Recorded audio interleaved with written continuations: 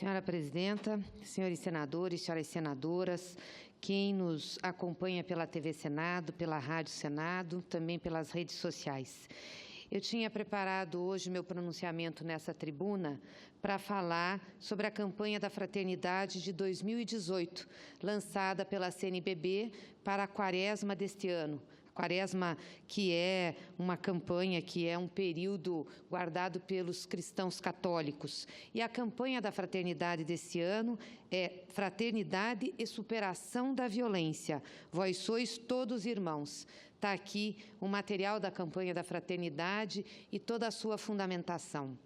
E, coincidentemente, nós tivemos hoje a notícia triste de uma intervenção militar a pedido do governador do Rio à presidência da República, ao governo federal, uma intervenção militar para colocar a segurança do Rio em ordem.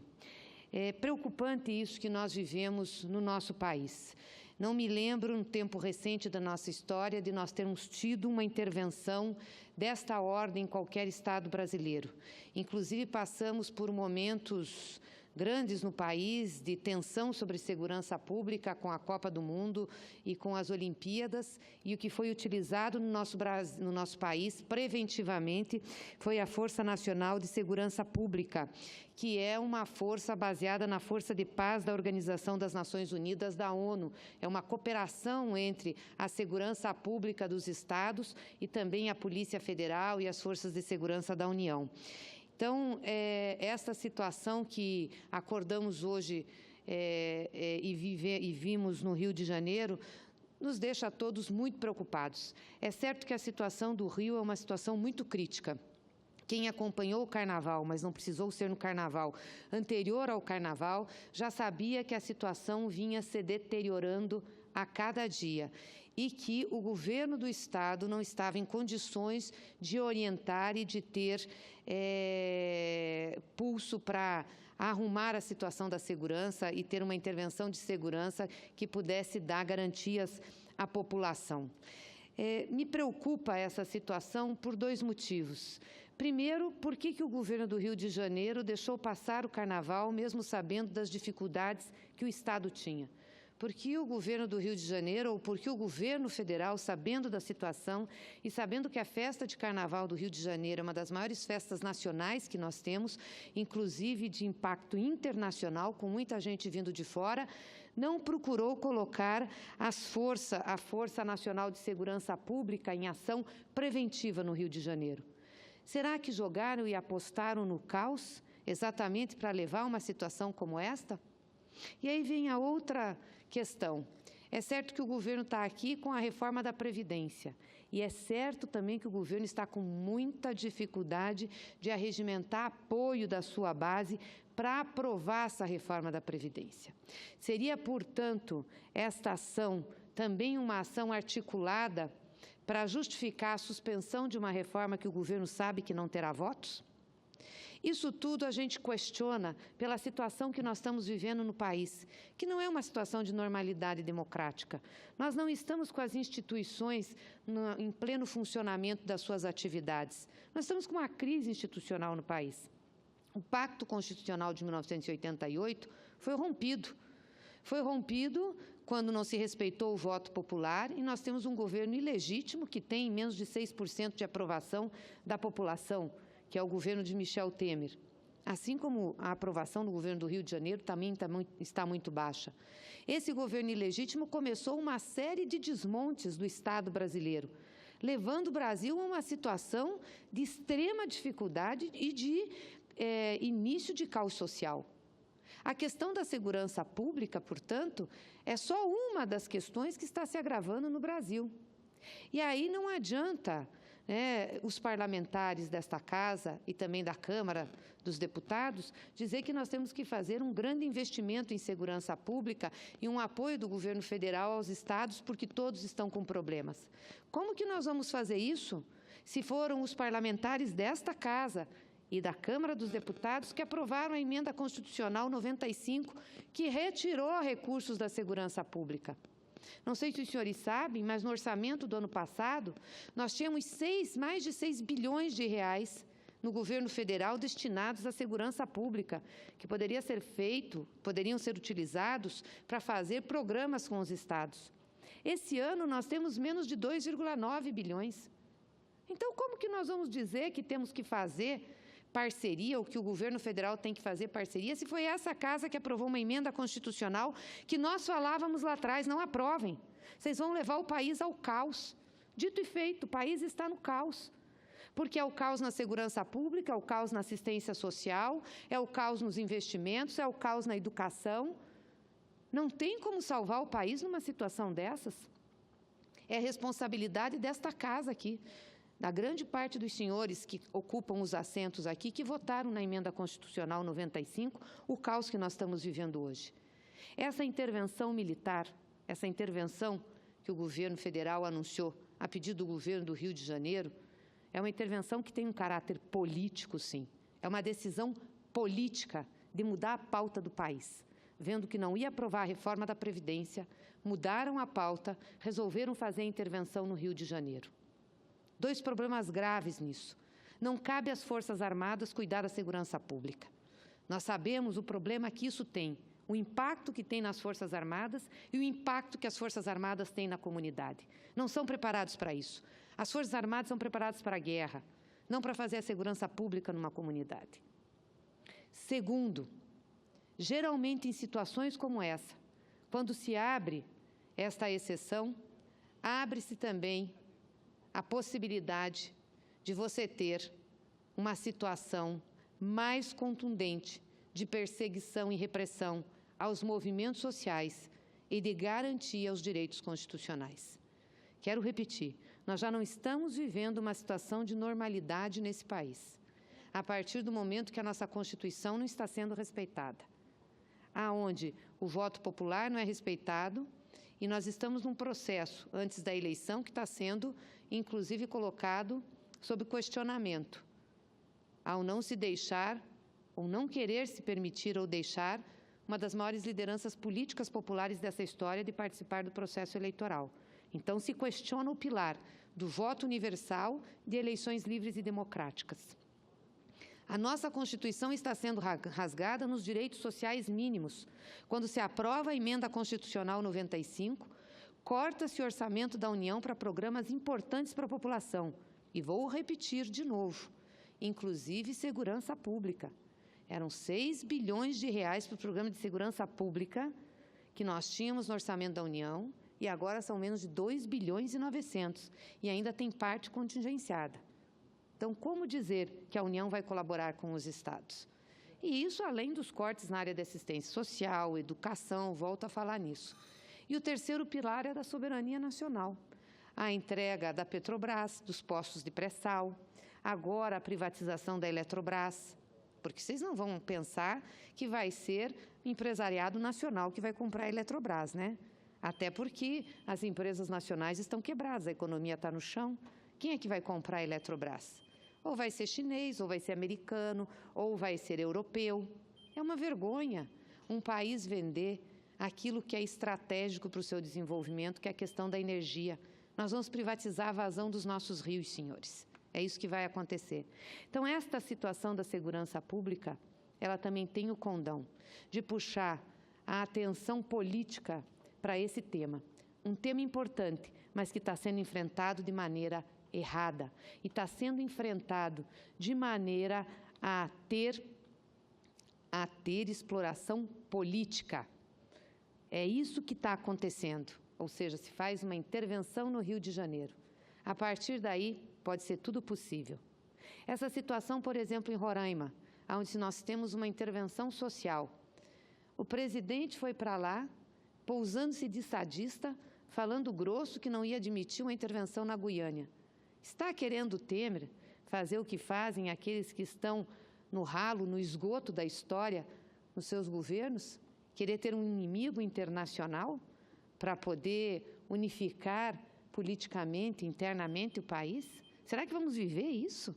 Será que vamos ver o governo brasileiro se meter num conflito externo e querer combater a Venezuela?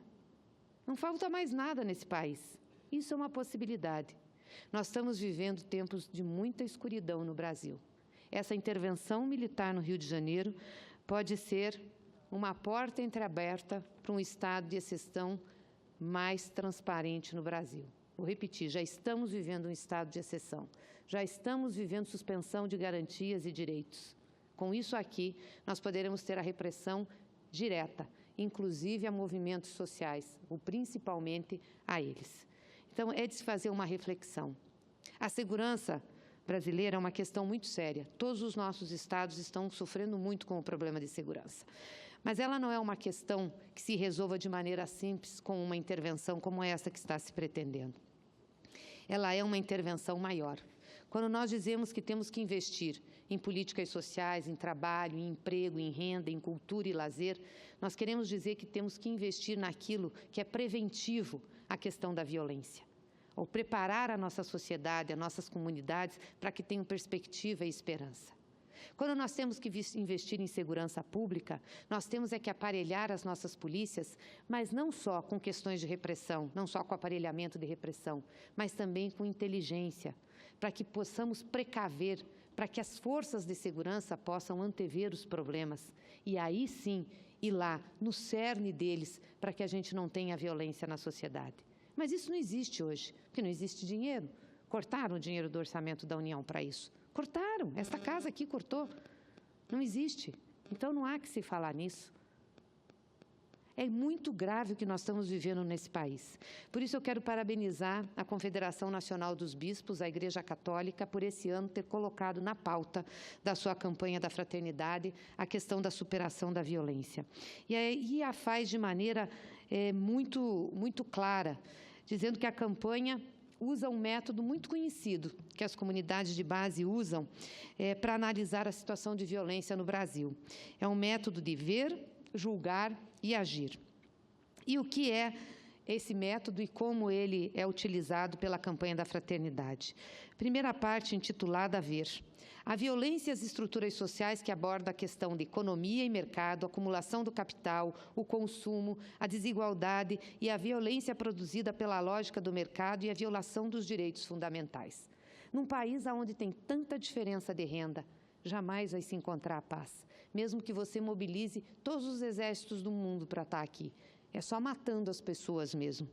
A violência e algumas manifestações da sociedade, a questão das drogas, o processo de criminalização institucional das políticas públicas, os sujeitos violentados, a juventude pobre e negra, os povos indígenas, as mulheres, o feminicídio, a exploração sexual, o tráfico humano, o mundo do trabalho. Tudo isso faz parte da violência que vivemos na nossa sociedade. A violência no contexto urbano e rural, o conflito pela terra, a intolerância de raça, de gênero, de religião, que está tão em voga na nossa sociedade, a violência verbal, a violência no trânsito, a violência doméstica. A parte julgar do texto base da campanha da fraternidade apresenta rica fundamentação religiosa para evitar a violência. São citados vários documentos pontifícios, além do Concílio do Vaticano II, como exemplos de superação da violência através da fé. E, por fim, na sua parte agir, a campanha da fraternidade aponta ações para a superação da violência e conclama a todos para assumirem, primeiro, o Estatuto do Desarmamento, o Estatuto da Criança, as defensorias públicas, a Lei Maria da Penha e os direitos humanos como iniciativas sociais em defesa do enfrentamento da violência. Infelizmente, o que nós estamos vendo na sociedade brasileira hoje é uma orientação na contramão das orientações que a CNBB faz na sua campanha da fraternidade. O que nós temos visto na nossa sociedade, no nosso país, e incentivado pelo governo que está aí, é uma campanha, assim, à intolerância, ao armamento, à violência. É isso que se coloca. E é isso que nós temos que questionar, aqui dentro, nessa casa. Qual é o papel que nós temos? Vamos reconstituir a emenda 95, vamos acabar com ela. Se nós queremos fazer alguma coisa, façamos de concreto. A primeira coisa que nós podemos fazer pela segurança do nosso país é revogar a emenda constitucional 95 e colocar de novo dinheiro na segurança pública e dinheiro nos programas sociais. Essa é a primeira coisa que nós temos que fazer. A segunda é fazer um pacto, sim, pela segurança e pela paz na sociedade brasileira. Mas não vai ser de forma violenta que nós vamos conseguir isso. Concedo uma parte ao senador que me pede. Senadora Gleice, eu creio que todos nós estamos muito preocupados com a segurança pública no Brasil. Antes de ontem mesmo, em Cuiabá, bandidos armados com fuzis adentraram uma unidade de saúde e atiraram nas enfermeiras, nos pacientes, na tentativa de resgatar um preso. Uma situação extremamente desesperadora para todos aqueles pacientes que estavam ali. Isso tem se alastrado pelo país todo. Mas é bem verdade que isso não é culpa do prefeito municipal, daquele governador. Isso tem se alastrado com o tempo, com o discurso de que nós temos que essas pessoas são vítimas da sociedade, que essas pessoas devem ser tratadas com total não violência. E eu digo o seguinte, a polícia precisa enfrentá-los de alguma forma, senadora Gleice, e não pode ser na base do diálogo, não tem como dialogar com a pessoa com um fuzil na mão. Eu entendo esse discurso pacifista de vocês, mas nesses casos, só temos uma situação. E concordo quando a senhora diz que a polícia tem que ter inteligência. É verdade, precisamos de uma polícia bem capacitada, mas nesses casos, o que fazer quando a sociedade, quando aqueles bairros estão todos tomados por fuzis, por granadas? A polícia tem que enfrentar. É a nossa última barreira. O ano passado morreram 100 e poucos policiais. E eu vejo Vossa Excelência colocar isso tudo como se vocês não tivessem passado 13 anos nessa situação. Eu me lembro que a nossa grande preocupação era justamente as fronteiras. Porque por que hoje no Rio de Janeiro está alastrado de fuzis? Porque esses fuzis entraram pelas nossas fronteiras. Nós aprovamos, quando Vossa Excelência ainda era ministra, aprovamos uma lei que ela fixava as pessoas da segurança pública nas fronteiras. E essa lei não era regulamentada. E uma vez eu passei quase a tarde inteira ali, e eu creio que Vossa Excelência não sabia, deve ter sido blindada pelos secretários, mas eu queria falar com Vossa Excelência para tentar convencê-la. Na época eu militava na parte da Federação da Polícia Rodoviária Federal, queria convencê-la da importância de fixar as pessoas, os funcionários públicos, nas fronteiras, nesses locais, porque as pessoas não ficam, eles passam no concurso e depois de 3 anos eles já somem. Isso demorou tanto, agora que essa lei veio ser regulamentada. Mas o que acontece? Essas coisas aconteceram, foram acontecendo, nós estamos colhendo o fruto de tudo isso. Eu entendo, faz parte da luta política, Vossa Excelência se eximir de tudo e jogar para outros governos, e é totalmente compreensível. Dizer que não tem dinheiro agora, nunca teve. No governo do Partido dos Trabalhadores, todo ano era contingenciado. A segurança pública, quando eu entrei aqui, até ia colocar um projeto, o senador Capiberibe colocou primeiro, de proibir contingenciamento na segurança pública, porque é uma festa. Todo o governo contingencia a segurança pública. Aliás, a maioria dos governos não gosta de polícia, essa que é a grande verdade. O governo de vocês, por exemplo, tinha alguma coisa contra a polícia. Parece que, mesmo que não fosse direto, parece que é uma ojeriza normal. Talvez por causa da época da ditadura, confundiram a raiva que tinha dos militares da polícia. Então, essa relação ficou assim. Aqueles que lhes protegem, vocês tinham essa ojeriza. Então, esse discurso de Vossa Excelência, ele é lindo, mas não bate com a coerência. Muito obrigado. Senador, Vossa Excelência sempre com as suas provocações. Primeiro, eu quero dizer que nós não temos raiva de ninguém, nem de policiais militares, nem das Forças Armadas. Aliás, foi no governo do PT, do governo do presidente Lula, presidenta Dilma, principalmente no governo do presidente Lula, que as Forças Armadas mais tiveram investimentos na sua história depois que deixaram o comando do país.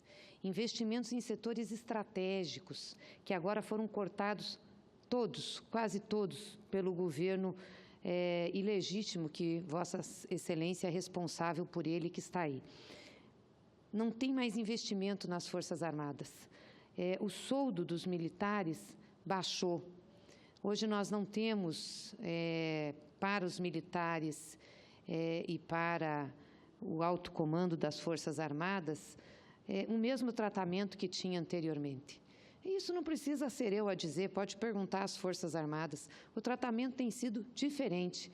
E o governo agora está utilizando as Forças Armadas para fazer segurança pública, papel que não é das Forças Armadas, que nós não utilizamos as Forças Armadas. As Forças Armadas do nosso governo faziam, sim, o trabalho de fronteira, nas fronteiras do Brasil, defendiam a nossa Amazônia, tinham recursos para isso. Basta ver o resultado que nós tivemos na questão do desmatamento e na questão do cuidado de fronteiras.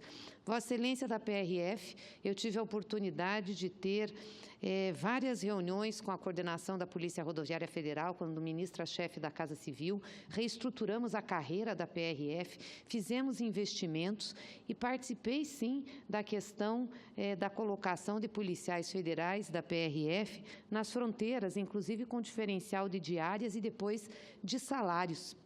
A PRF teve um dos melhores tratamentos nos governos do PT, assim como a Polícia Federal. Teve valorização salarial, teve equipamentos, teve treinamentos. Foi nosso governo também responsável por equipar, por dar estrutura ao Fundo Nacional, às Forças Nacionais de Segurança Pública, que atuaram em tantos estados, de forma integrada com as seguranças estaduais, que foram responsáveis pela paz nesse país durante a Copa do Mundo, durante a visita do Papa, durante a Rio+20, durante as Olimpíadas. Nós não tivemos problemas como estão tendo aqui. Quero dizer a Vossa Excelência que Vossa Excelência são responsáveis, sim, aqui desta casa, quem votou a emenda constitucional 95 e impeachment da Dilma, pelo caos que está este país, pelo caos institucional, pelo caos na segurança pública, pelo caos social que nós estamos vivendo. Vocês cortaram recursos. Hoje, nós não temos recursos para repassar para os estados. E foram repassados, sim, recursos no governo do presidente Lula, no governo da presidenta Dilma. Repassados recursos para equipar as polícias, para fazer convênios com as polícias. É só perguntar para os antigos governadores e para a própria coordenação das polícias militares e civis que nós temos nos estados. Os policiais militares são trabalhadores, nós temos solidariedade com eles, sim. O que acontece é que a classe dominante desse país, os ricos, criam caos, como estão criando agora, para colocar trabalhador contra trabalhador, para colocar policial militar para ir lá dentro das favelas e, muitas vezes, ao combater o bandido, também combate o pai de família. É essa a realidade que nós estamos vivendo no país. Colocam a vida desses policiais militares que ganham pouco, que ganham quase nada, entendeu? Em risco para fazer isso. É assim, porque é assim também com os professores, é assim com aqueles que trabalham e que enfrentam a labuta diária nesse país. É lamentável o que nós estamos vivendo, então me desculpem, não queiram tapar o sol com a peneira. Os senhores que votaram no impeachment da Dilma e votaram na emenda constitucional 95 têm responsabilidade por esta situação que está acontecendo no país, sim. Mas nós temos a condição de mudar. Isso que é importante. Nós temos, como senadores e senadoras da República, a condição de mudar. Vamos pautar a revogação da emenda constitucional 95 e vamos fazer o debate aqui, sim, para que a gente possa ter de novo recursos para a segurança, para que a gente possa ter de novo recursos para a educação, para que a gente possa ter de novo recursos para a assistência social. É isso que nós precisamos. Vamos resgatar a Constituição de 88, que nós estávamos começando a construir nesse país um processo de civilidade.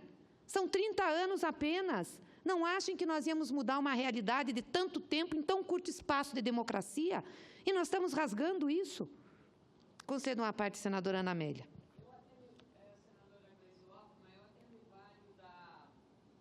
A manifestação de Vossa Excelência sobre a campanha da CNBB, que fala da corrupção. Quando a senhora fala com tanta insistência sobre a PEC, ou a Emenda Constitucional 95, originalmente PEC 55, a senhora atribui a ela as responsabilidades pelas mazelas financeiras, a falta de recursos. Mas sabe qual é a causa da falta de recursos? São as sucatas dos estádios de futebol, como aqui de Brasília, feito pelo dinheiro público e que não é aplicado em jornal. Corrupção pura na Petrobras. O Polo Naval, a senhora disse que foram feitos muitos investimentos. O Polo Naval de Rio Grande foram milhares e milhares de trabalhadores expulsos de um projeto que foi elaborado pelo seu governo, senadora. Eu dei apoio àquele projeto, mas foi um pesadelo, um sonho transformado em pesadelo. A Petrobras, por pouco, não entrou numa situação inadministrável e de falência pelo volume de corrupção. E pode dizer que meu partido estava dentro, pode falar, porque reconheço, quem fez mal feito tem que pagar por ele, senadora. Então, eu não escondo, não tapo o sol com a peneira. Quanto à questão social e econômica, uma das formas de dar maior poder aquisitivo é baixar a inflação.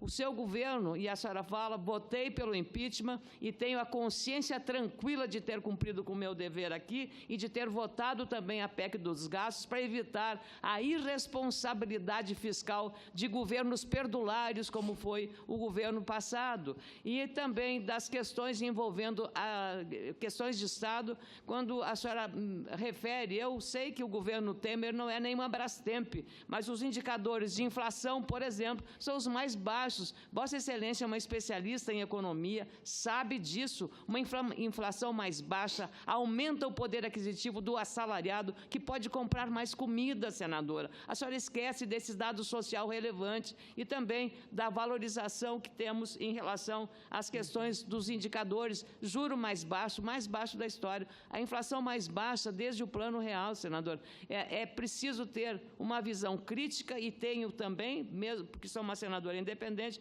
mas não dá para tapar o sol com a peneira, senadora Gleisiópolis, exatamente em função dessa realidade. O caos financeiro foi provocado pela irresponsabilidade de o Brasil bancar com o ufanismo do lulopetismo para que nós fizéssemos uma Copa do Mundo sem condições de fazer uma Copa do Mundo, e aí está o resultado. Os estádios todos sucateados, aquele que foi usado o dinheiro público. Por isso que nós tivemos que fazer uma PEC para limitar gastos de governos responsáveis. Simplesmente isso, senadora Gleisiópolis. Senadora Ana Amélia, se os problemas fossem os estádios, primeiro que eles não foram feitos com recursos públicos, os estádios foram com financiamento. Foram com financiamento. Com financiamento, não foi feito com recurso público. Financiamento, senadora Ana, eu sabia, eu estava lá.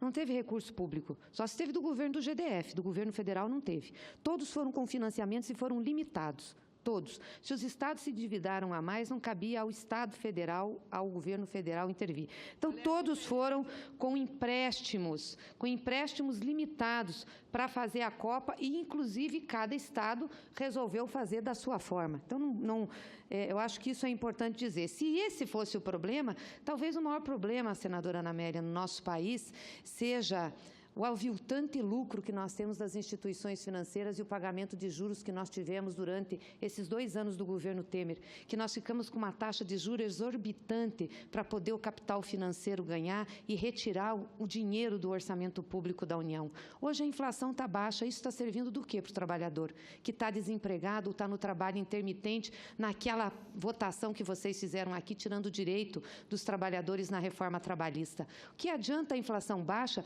se o juro no banco, quando você vai lá utilizar seu cheque especial ou pedir empréstimo, está acima de 200%, 300%. O que adianta uma inflação baixa se as pessoas não têm condições de comprar o alimento e a fome está voltando no país? Estão comprando mais, senadora. Quem que está comprando mais? Só Vossa Excelência.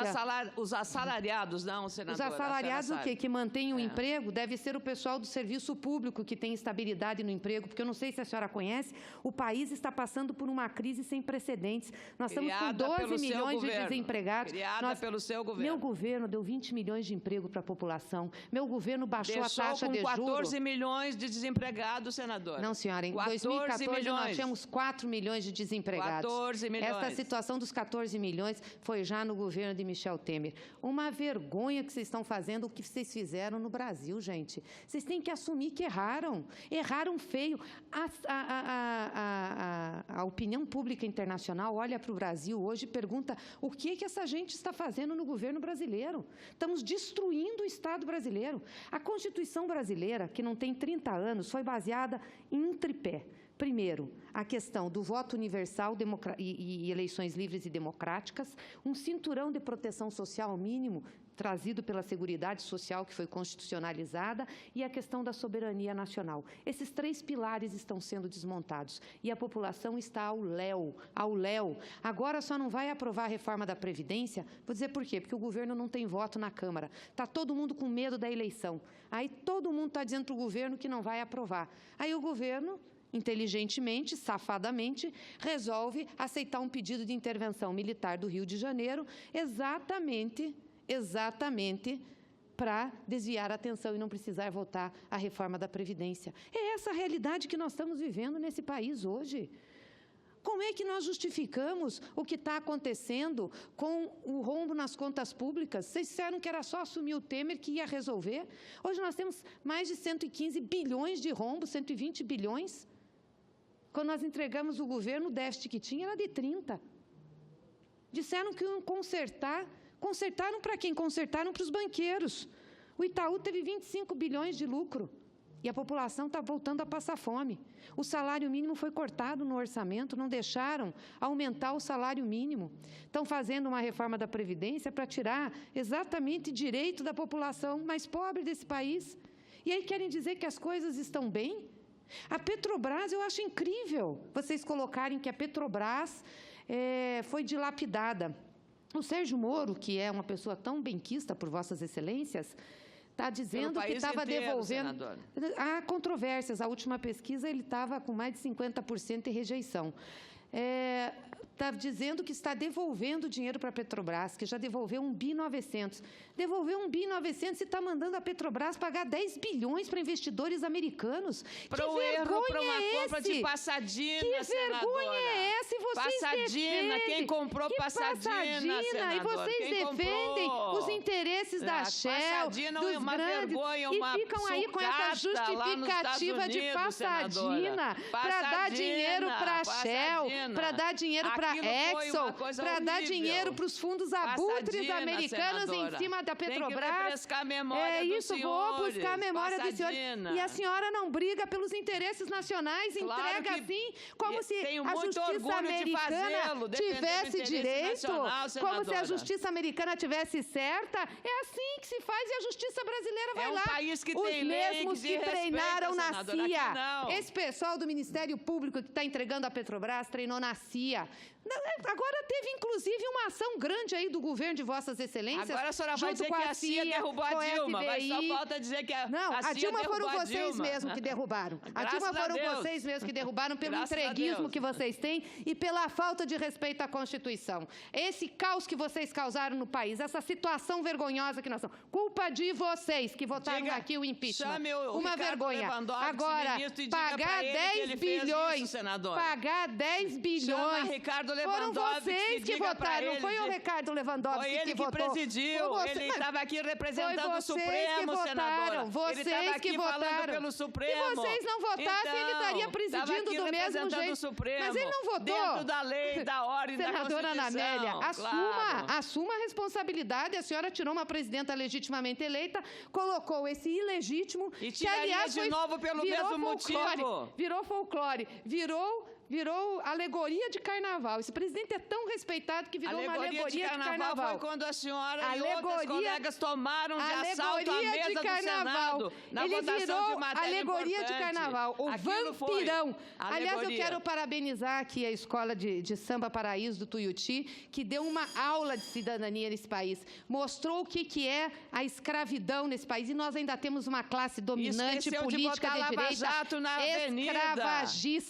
escravagista que rasga a carteira de trabalho, que tira o direito dos trabalhadores, entendeu? E que ainda comete racismo e que quer que os pobres trabalhem de graça. É isso que vocês pensam, que pobre não pode ter direito, tem que trabalhar de graça, que a empregada doméstica não pode ter direito. É isso que vocês fizeram.